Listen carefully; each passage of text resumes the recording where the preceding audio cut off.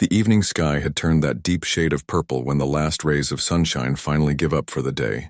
Robert Chen had been driving city buses for almost 12 years now, and he knew this route like the back of his hand.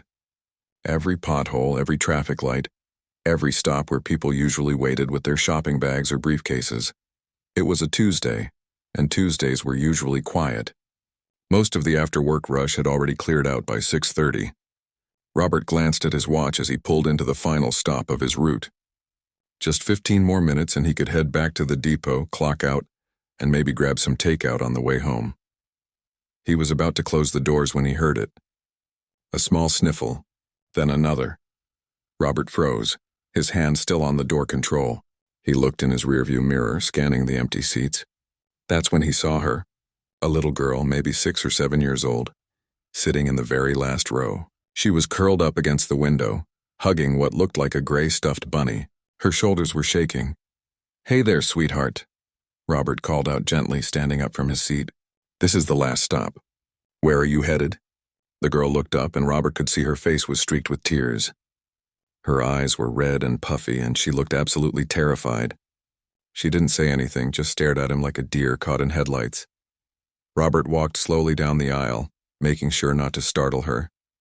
He had a granddaughter around this age, and he knew how scary the world could seem when you were small and lost. He crouched down when he got close, keeping a respectful distance. "It's okay, honey. I'm not mad. Can you tell me your name?" "Lily," the girl whispered, clutching her bunny tighter. "That's a beautiful name." "I'm Robert. I drive this bus." "Lily, do you know where you live? Where's your mom or dad?" Lily's bottom lip trembled and fresh tears spilled down her cheeks. "I don't know. I fell asleep.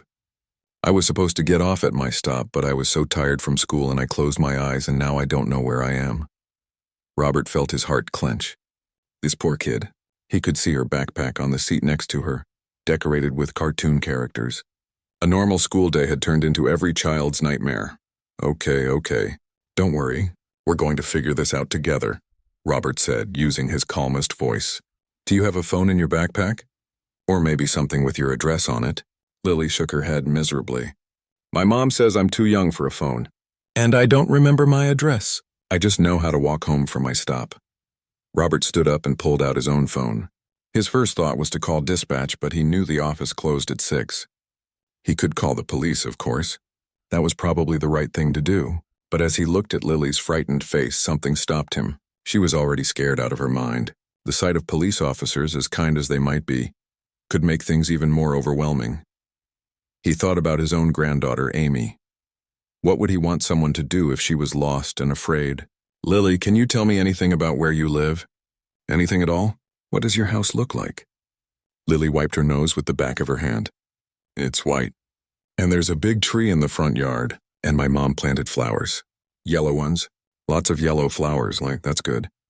That's really good. What about your street? Do you remember the name?" She scrunched up her face, thinking hard. "No, but there's a mailbox. A blue mailbox at the corner. Not like the red ones. It's blue. It wasn't much to go on, but it was something." Robert made a decision that he knew might get him in trouble later. He was supposed to return the bus to the depot. He was supposed to follow protocol. But sometimes he thought being human mattered more than following rules. "All right, Lily, here's what we're going to do.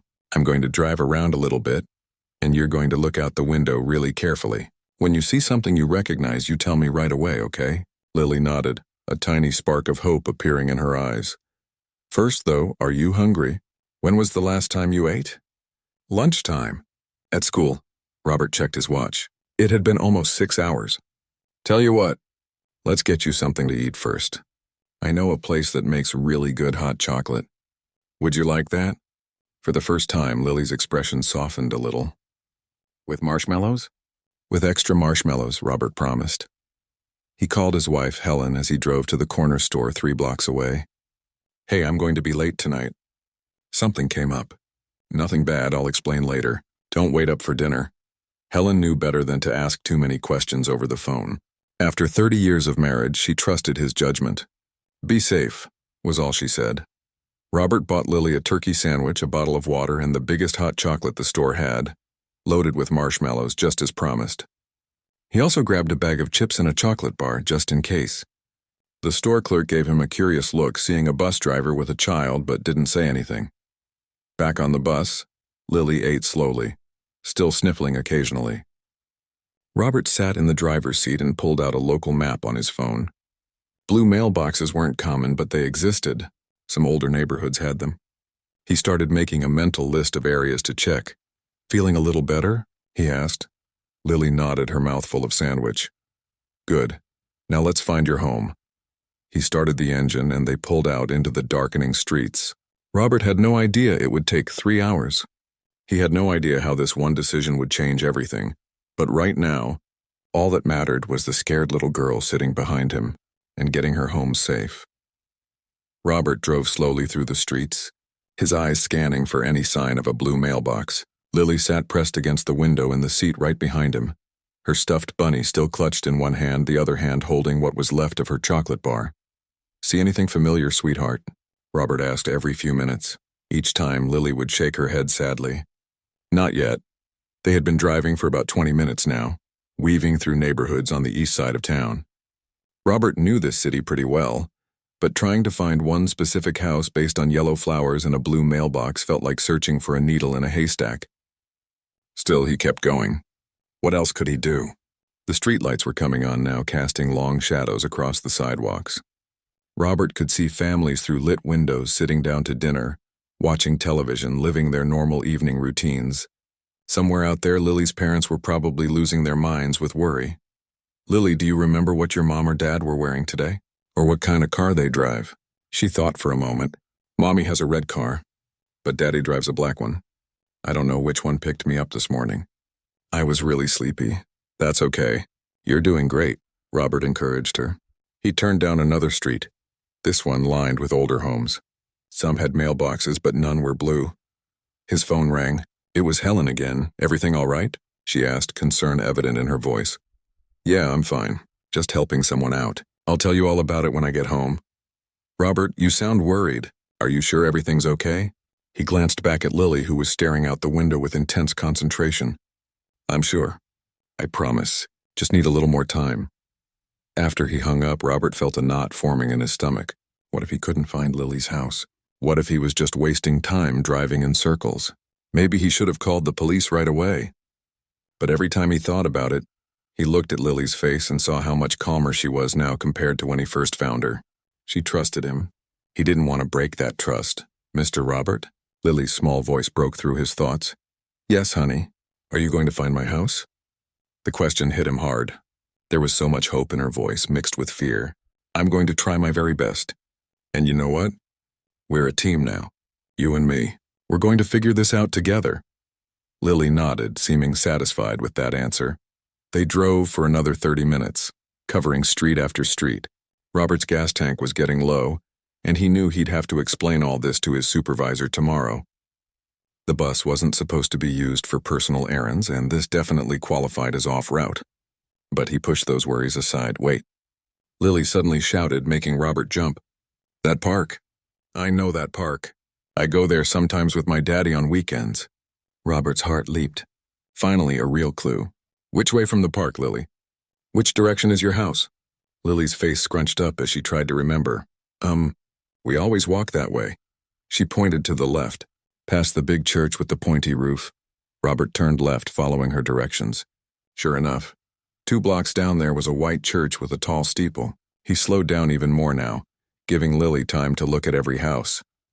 "The blue mailbox should be somewhere around here," he said, more to himself than to Lily. They crawled along at barely 15 miles per hour. A few cars honked as they passed the bus, probably wondering why a city bus was in a residential neighborhood at this time of night. Robert ignored them. "There's a big tree. There's a big tree," Lily was mumbling to herself, her nose practically pressed against the window. Then Robert saw it. At the corner of the next block, standing like a beacon of hope, was a blue mailbox. It wasn't the standard red postal service box. This one was clearly someone's personal mailbox, painted a bright robin's egg blue. "Lily, is that it? The blue mailbox?" Lily's eyes went wide. Yes, that's it. That's the one." Robert felt a wave of relief wash over him. He turned onto the street and Lily started bouncing in her seat with excitement. "Which house, Lily? Which one is yours?" The white one. With the tree. Right there. And there it was. A modest white house with a large oak tree in the front yard. And just as Lily had described, the flower beds were full of yellow flowers, probably mums given the season. The porch light was on, and Robert could see lights blazing in every window of the house. He pulled the bus to a stop right in front of the house, something he never thought he'd do with a city bus. As soon as he opened the doors, Lily was already scrambling down the steps, her backpack bouncing on her shoulders. Before she could run up the driveway, the front door burst open. A woman came running out, her face a mixture of terror and hope. Right behind her was a man, his phone still in his hand. "Lily! Lily!" the woman screamed. "Mommy!" Lily ran as fast as her little legs could carry her. The woman dropped to her knees on the front lawn and caught Lily in her arms, holding her so tight it looked like she might never let go. She was sobbing, her whole body shaking. The man, who Robert assumed was Lily's father, wrapped his arms around both of them, his eyes squeezed shut. Robert stood by the bus, watching the reunion. His own eyes felt hot, and he had to blink a few times. This is what it was all for. This moment right here. After a long moment, the father looked up and saw Robert standing there. He gently untangled himself from his family and walked over, his steps quick and purposeful. Did you? The man couldn't seem to form a complete sentence. His voice was rough with emotion. "I found her on my bus," Robert explained quickly. "Last stop of my route. She'd fallen asleep and missed her stop. She didn't have a phone or know her exact address, so I drove around until we found your house." The man stared at Robert for a moment, then suddenly pulled him into a fierce hug. Robert, surprised, awkwardly patted the man's back. "Thank you," the father whispered. "Thank you, thank you, thank you. We've been going out of our minds. We called the school, the police, everyone. We were about to start knocking on every door in the neighborhood." The mother had walked over now, still holding Lily's hand like she was afraid to let go even for a second. Tears were streaming down her face. "How can we ever thank you? You brought our baby home. You could have just called the police, but you took the time to help her yourself. Any parent would have done the same," Robert said, though he wasn't entirely sure that was true. "The important thing is she's safe now." No, this is more than that," the father insisted. "You spent hours looking for us. You went completely out of your way. Please, what's your name? How can we reach you? We need to do something to thank you properly." Robert hesitated. He didn't want thanks. He didn't want recognition. He'd just done what felt right.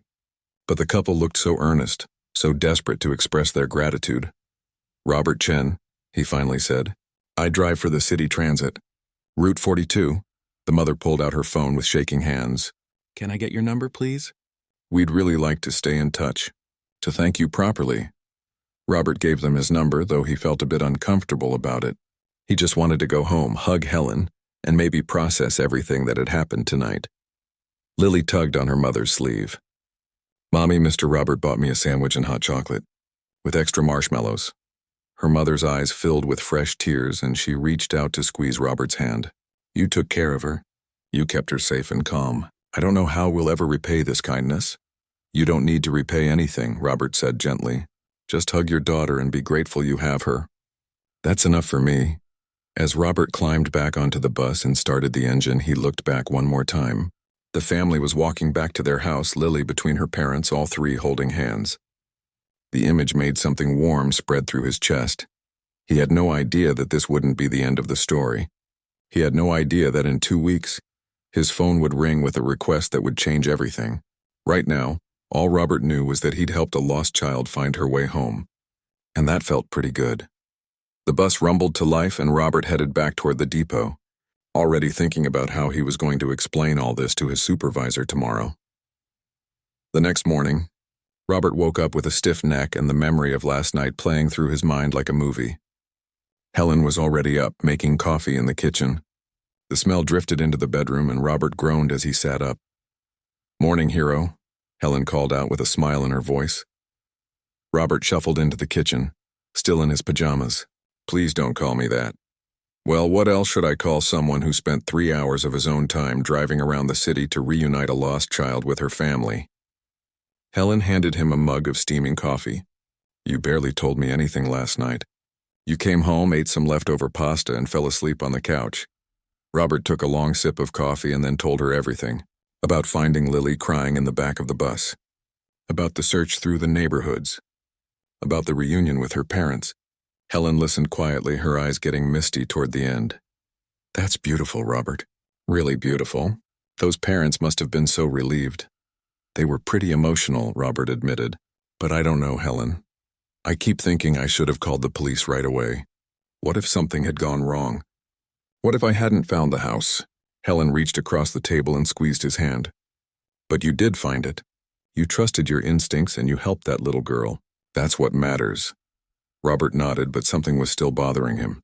Something he hadn't told Helen yet. Something he'd been trying not to think about. She was about the same age, he said quietly. Helen's expression changed. She knew immediately what he meant. Oh, Robert, 7 years old. Same brown hair, same scared look in her eyes. Robert stared down into his coffee mug. For a second, when I first saw her sitting there, I thought... He didn't finish the sentence. He didn't need to. Helen came around the table and wrapped her arms around him from behind, resting her chin on his shoulder. They didn't talk about their daughter much anymore. It had been 15 years since the accident. 15 years since that rainy afternoon when Robert had been driving Amy home from piano practice. 15 years since the truck ran the red light and changed everything forever. You did a good thing last night, Helen whispered. Amy would be proud of you. Robert nodded, not trusting himself to speak. He went to work that day expecting to get called into the supervisor's office. Sure enough, around 10 in the morning, his radio crackled to life. Chen, report to the main office when you finish your current route. Robert's stomach dropped. Here it comes, he thought. The lecture about protocol. Maybe even a write-up for using the bus off-road. But when he walked into his supervisor's office an hour later, he was surprised to find Mr. Patterson smiling. Sit down. Robert, the older man said, gesturing to a chair. I heard about your adventure last night. Sir, I can explain. I know I should have called it in right away, but the girl was so scared and... Mr. Patterson held up a hand. Robert, I'm not here to reprimand you. The girl's parents called this morning. They wanted to make sure you didn't get in any trouble. They also wanted to let us know what an incredible job you did. He leaned back in his chair. They called the mayor's office too, by the way. And the local news station. Robert's eyes widened. Oh no, sir, I really don't want any attention for this. I just did what anyone would do. That's exactly what makes it newsworthy, Mr. Patterson said with a chuckle. In a world where everyone's rushing around, where people walk past others in need, you took 3 hours out of your evening to help a lost child. That means something, Robert. I still don't want the attention, Robert said firmly. Mr. Patterson studied him for a moment, then nodded. I'll tell them you declined to be interviewed. But Robert, between you and me, what you did was special. Don't downplay it. Over the next few days, Robert tried to go back to his normal routine. He drove his routes, picked up passengers, made small talk with the regulars who rode his bus every day. But something felt different. He kept thinking about Lily, wondering if she was okay, if she'd made it to school on time the next day, if she'd told all her friends about her adventure. On Thursday evening, exactly 1 week after finding Lily, Robert's phone rang. It was an unknown number. Hello? Hi, is this Robert? Robert Chen? It was a woman's voice. Yes, this is Robert. This is Catherine Wong, Lily's mom. I don't know if you remember. Of course I remember, Robert interrupted. How is Lily doing? She's wonderful. Back to her normal self. Though she's been telling everyone at school about the nice bus driver who brought her home. Catherine laughed softly. Actually, that's why I'm calling. My husband Daniel and I wanted to do something to thank you properly. We were hoping you might be willing to come over for dinner this weekend. Just something small. Lily's been asking about you. Robert hesitated. Part of him wanted to just let the whole thing fade into memory. But another part of him, the part that had felt something warm and healing about helping Lily, made him say yes. Saturday evening? Around 6? Catherine asked, relief evident in her voice. That sounds fine. Can I bring anything? Just yourself. Oh, and your wife, if she'd like to come. We'd love to meet her. Saturday came faster than Robert expected. He and Helen drove to the address Catherine had given them, the same house he'd pulled up to in the bus a week ago. In the daylight, he could see the yellow flowers more clearly. They were chrysanthemums, bright and cheerful in the autumn sun. Lily answered the door, her face breaking into a huge smile when she saw Robert. Mr. Robert. You came. Hi there, Lily. I told you I would. Robert smiled and introduced Helen. This is my wife, Helen. Nice to meet you, sweetie, Helen said warmly. Catherine and Daniel welcomed them inside, and Robert was struck by how normal and cozy the house felt. There were toys scattered in one corner, family photos on the walls, and the smell of something delicious cooking in the kitchen. Over dinner, they talked and laughed.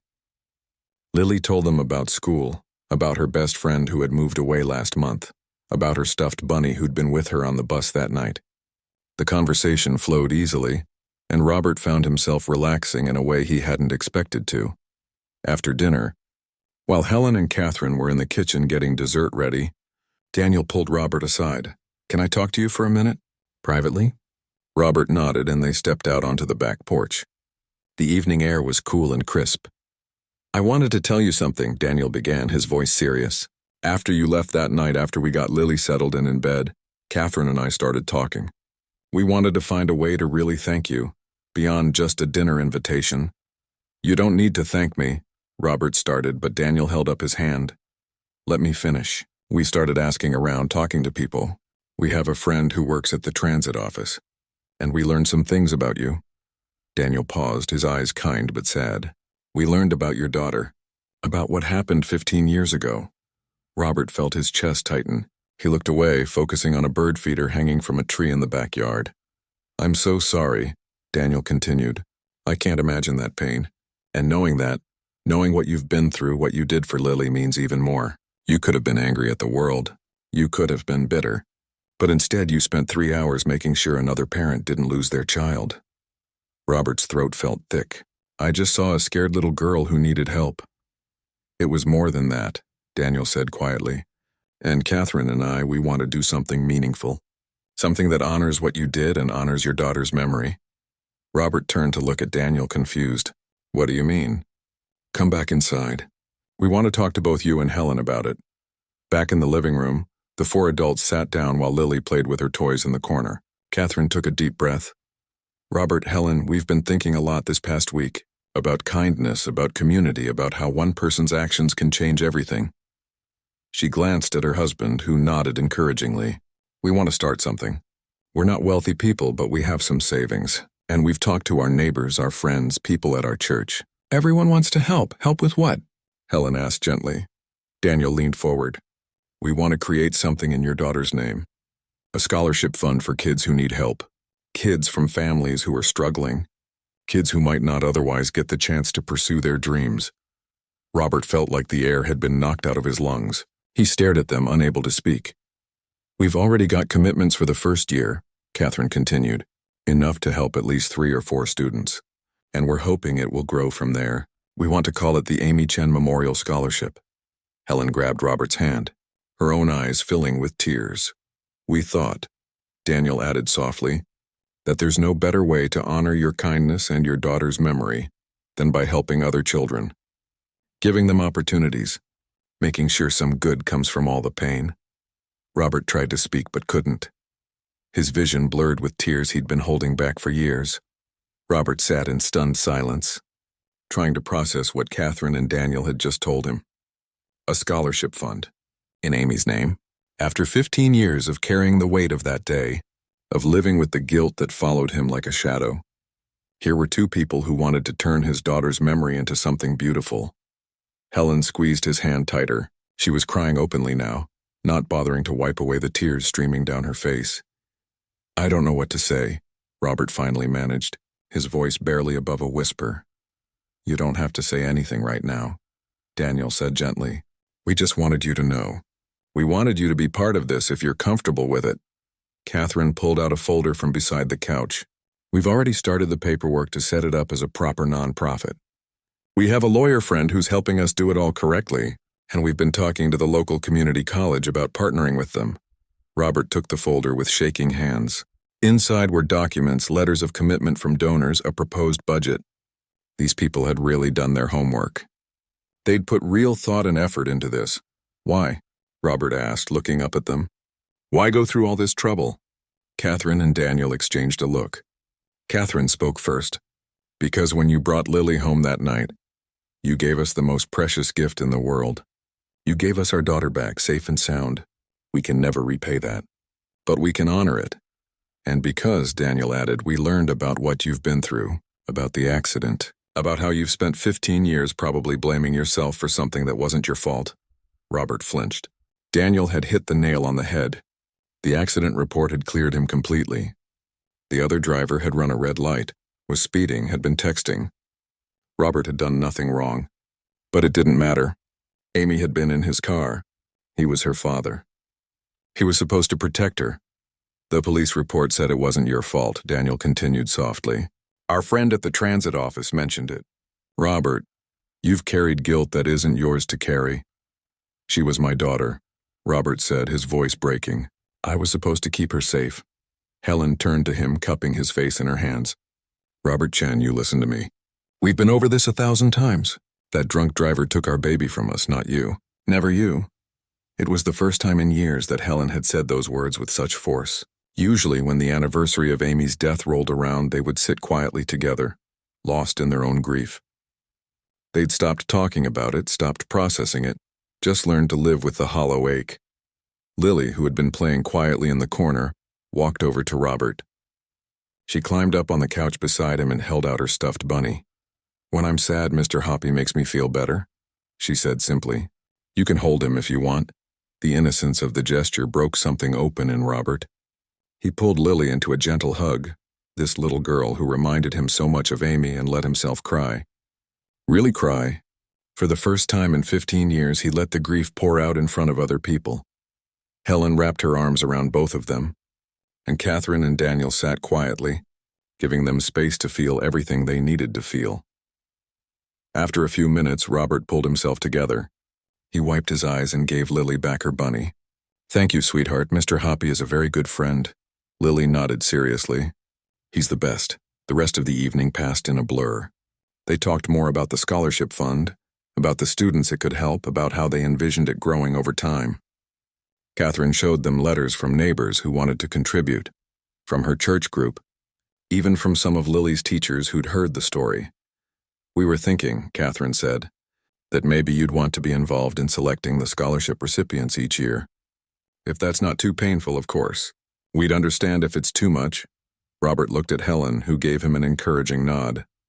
I think Amy would like that, Robert said, helping kids who need a chance. She was always bringing home stray animals, befriending the lonely kids at school. She had a big heart. Then she got it from her dad, Daniel said with a warm smile. When Robert and Helen finally left that night, Robert felt different, lighter somehow. Like a burden he'd been carrying for so long had shifted just a little bit. In the car on the way home, Helen reached over and held his hand. You okay? I think so. That was a lot. It was beautiful, Helen said. Those people, they see you the way I see you. The way Amy would see you, as someone who cares, who helps, who makes the world a little bit better. Robert drove in silence for a while, processing everything. I've been punishing myself for 15 years, he finally said. Driving that same bus route day after day like some kind of penance. I know, Helen said softly. I've watched you do it. I thought if I could just help enough people, if I could be useful enough, maybe I could make up for not saving her. Robert, you couldn't have saved her. No one could have. That driver came out of nowhere. I know that in my head, Robert tapped his temple. But my heart hasn't believed it. Until tonight, maybe. When I saw what Catherine and Daniel want to do, when I held Lily and realized that helping her wasn't about making up for anything, it was just about being human and doing the right thing. Something clicked. Helen smiled through fresh tears. Amy would be so proud of you. I'm so proud of you. They drove the rest of the way home in comfortable silence, the kind that comes from 30 years of marriage and shared grief and survived tragedy. That night, Robert slept better than he had in years. He dreamed of Amy, but for once it wasn't the nightmare of the accident. Instead, he dreamed of her laughing, running through a field of yellow flowers, her hair flying behind her in the wind. In the dream, she turned back to look at him and smiled, and somehow Robert knew she was telling him it was okay, that she wasn't angry, that she wanted him to be happy. When he woke up the next morning, the sun was streaming through the bedroom window. Helen was still asleep beside him. Robert lay there for a moment, feeling something he hadn't felt in a very long time: hope. The scholarship fund was real. It was going to help real kids. Amy's name would be associated with opportunity and kindness, not just with tragedy. And maybe, just maybe, Robert could finally start to forgive himself. He got up quietly, careful not to wake Helen, and went to the small office they kept in the spare bedroom. On the wall was a photo of Amy, taken just a few weeks before the accident. She was 7 years old, missing her 2 front teeth, grinning at the camera with pure joy. "I'm going to make you proud, baby girl," Robert whispered to the photo. "I'm going to help as many kids as I can, and I'm going to try to forgive myself the way you'd want me to." The photo didn't answer, of course, but in the morning light, Amy's smile seemed a little brighter. And for the first time in 15 years, Robert felt like maybe, just maybe, everything was going to be okay. 2 weeks later, Robert got a phone call that would change everything once more. It was Catherine, and her voice was bubbling with excitement. "Robert, can you come to Lily's school this Saturday, around 2 in the afternoon? We have something we want to show you." "What is it?" Robert asked, curious. "It's a surprise. Please say you'll come. Bring Helen, too." Robert agreed, though he had no idea what to expect. When Saturday rolled around, he and Helen drove to Lincoln Elementary School, a small brick building on the west side of town. The parking lot was surprisingly full for a weekend. As they walked toward the entrance, Robert noticed a banner hanging above the doors, but he couldn't quite read it from this distance. Catherine was waiting for them at the front entrance, practically bouncing with energy. "You made it. Come on, everyone's waiting." "Everyone?" Robert asked, confused. Catherine just smiled mysteriously and led them inside. They walked down a hallway decorated with children's artwork and past several classrooms. Finally, they reached the gymnasium and Catherine pushed open the double doors. Robert stopped in his tracks. The gym was filled with people. At least 100, maybe more. There were families with children, elderly couples, teenagers, people of all ages. A huge banner hung across the back wall that read, "The Amy Chen Memorial Scholarship Fund Community Celebration." And beneath it, on an easel, was a beautiful photograph of Amy that Robert recognized from their home. Someone must have gotten it from Helen. Next to it was another photo, this one of Robert helping Lily off the bus that night. He had no idea anyone had taken a picture. "What is all this?" Robert whispered, overwhelmed. Daniel appeared beside them, shaking Robert's hand warmly. "This is the community showing up. Word spread about what you did for Lily and about the scholarship fund. People wanted to help. They wanted to meet you." Before Robert could respond, a man in his 30s approached. "Mr. Chen, I'm Thomas Park. I was helped by a scholarship when I was in college. My family couldn't afford it otherwise. Now I'm a teacher because of that chance someone gave me. When I heard about this fund, I had to contribute. A woman with 2 young children came up next. My daughter wants to be a doctor someday, but we're struggling financially. Knowing there are people like you in the world, people who care about giving kids opportunities, it gives me hope." One by one, people came up to Robert and Helen, sharing their stories. Some were donors who'd contributed to the fund. Others were parents who understood the value of education. Some were simply neighbors who'd heard about what Robert had done and wanted to say thank you. Lily ran up and grabbed Robert's hand. "Come see. We made something for you." She pulled him over to a table where a group of children from her class were standing proudly beside a huge poster board. It was covered in drawings and messages. "Thank you for bringing Lily home." One read, "You are a hero," said another. "My dad says you are a good man," wrote a child named Tommy. There were drawings of buses, of Robert, of Lily and her bunny. The children had poured their hearts into this project, and it showed in every crayon stroke and glitter glue flourish. Robert crouched down to their level. "Did you all make this?" The children nodded enthusiastically. One little boy with glasses stepped forward. "My mom says that when someone does something nice, we should say thank you. So we all wanted to say thank you for helping our friend." Robert felt his eyes getting misty again. These kids, who barely knew him, had taken the time to create something beautiful just to express their gratitude. Catherine stepped up to a microphone that had been set up in the center of the gym. "Can I have everyone's attention, please?" The crowd quieted down, turning to face her. "Thank you all for coming today. 2 weeks ago, my daughter got lost. It was every parent's worst nightmare. But because of the kindness of one man, because Robert Chen took 3 hours out of his evening to drive around until he found our home, Lily came back to us safe and sound." She paused, her voice thick with emotion. "But this story is about more than just one good deed. When we learned about Robert's past, about the daughter he lost 15 years ago, we knew we had to do something meaningful. We wanted to turn tragedy into hope. We wanted to honor Amy Chen's memory by helping other children achieve their dreams. Daniel took over. In just 2 weeks, this community has come together in an incredible way. We've raised over $40,000 for the scholarship fund. Gasps and applause erupted throughout the gym. Robert's jaw dropped. $40,000. That's enough to provide full scholarships for 8 students this year, Daniel continued. And we're not stopping there. Several local businesses have agreed to become annual sponsors. The community college is partnering with us to identify students who need help, and we've already received over 30 applications from deserving young people. Catherine gestured for Robert and Helen to join them at the microphone. Reluctantly, Robert walked over, Helen beside him. I don't know what to say, Robert began, his voice shaky. I never expected any of this. I just saw a scared little girl who needed help. I did what anyone should do. But not everyone would do it, someone called out from the crowd. Others murmured in agreement. Robert took a deep breath. My daughter Amy was 7 when she died. For 15 years, I've carried the weight of that loss every single day. I blamed myself, even though the accident wasn't my fault. I've been driving that same bus route for over a decade, maybe trying to make up for something I couldn't control. The gym was completely silent now, everyone hanging on his words. But when I found Lily that night, something happened. For just a few hours, I got to help a little girl who reminded me so much of Amy. I got to make sure she made it home safe. And in doing that, I think I started to heal a part of myself I didn't even know was still broken. Helen squeezed his hand, tears running down her face. This scholarship fund, Robert continued, it's more than I ever could have imagined. To know that Amy's name will be connected to hope and opportunity instead of just tragedy, that's a gift I can never repay. Thank you, all of you, for showing up, for caring, for turning one act of kindness into something that will help kids for years to come. The applause that followed was thunderous. People stood clapping and cheering. Some were crying. The children from Lily's class rushed forward to hug Robert's legs. Later, after the formal presentations were done, the gathering turned into a celebration.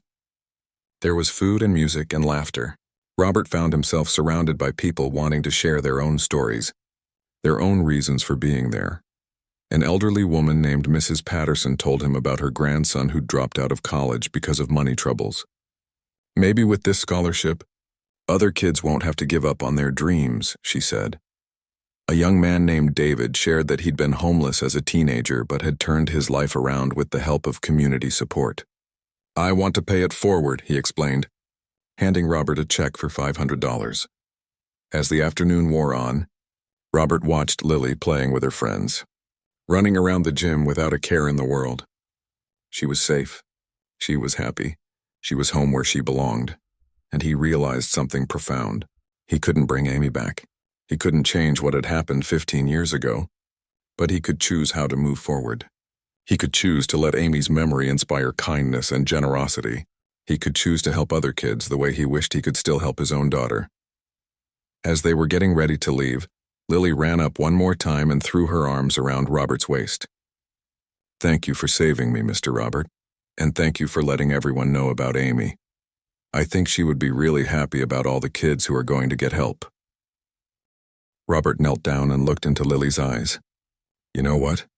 I think you're absolutely right. That night, lying in bed next to Helen, Robert felt something he hadn't felt in 15 years. Peace. Real, genuine peace. I think I'm going to be okay, he whispered into the darkness.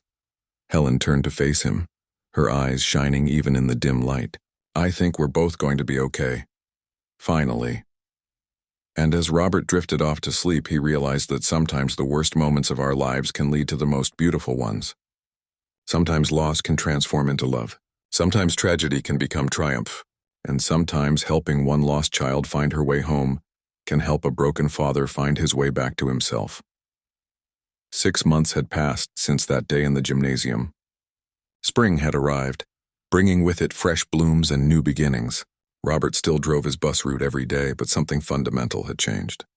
He smiled more. He hummed to himself while driving. The weight he'd carried for so long had finally lifted. The Amy Chen Memorial Scholarship Fund had awarded its first round of scholarships. 8 students received full funding for their education. Robert and Helen had been there for each announcement, watching as young people cried tears of joy, as parents hugged their children with relief and pride. One recipient, a girl named Sophie who wanted to be a nurse, had written Robert a letter. "You don't know me, but you've changed my life. Because of your kindness to one little girl, I get to pursue my dreams. I promise to pay it forward someday."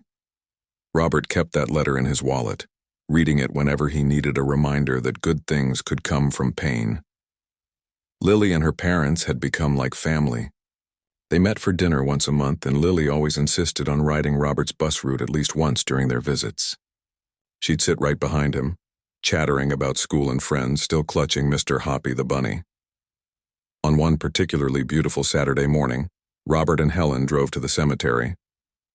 They did this every year on Amy's birthday, but this time felt different. Robert carried a bouquet of yellow flowers, Amy's favorite color. They stood before her small headstone, and Robert talked to her the way he used to when she was alive. He told her about Lily, about the scholarship fund, about all the students they were helping. He told her about finally learning to forgive himself. "I think I understand now," Robert said softly, touching the cold marble. "You wouldn't want me to spend my whole life stuck in that moment. You'd want me to live, to help people, to find joy again." Helen wrapped her arm around his waist, leaning her head on his shoulder. "She's proud of you." "I know she is." As they walked back to their car, Robert's phone buzzed. It was a text from Catherine with a photo attached. Lily was wearing a school award ribbon, grinning at the camera. The message read, "Lily won the citizenship award at school today. They said it was for her kindness to others. Wonder where she learned that." Robert smiled and showed Helen the photo. "Kids learn what they see," Helen said. "She saw kindness that night on your bus. Now she's spreading it to others."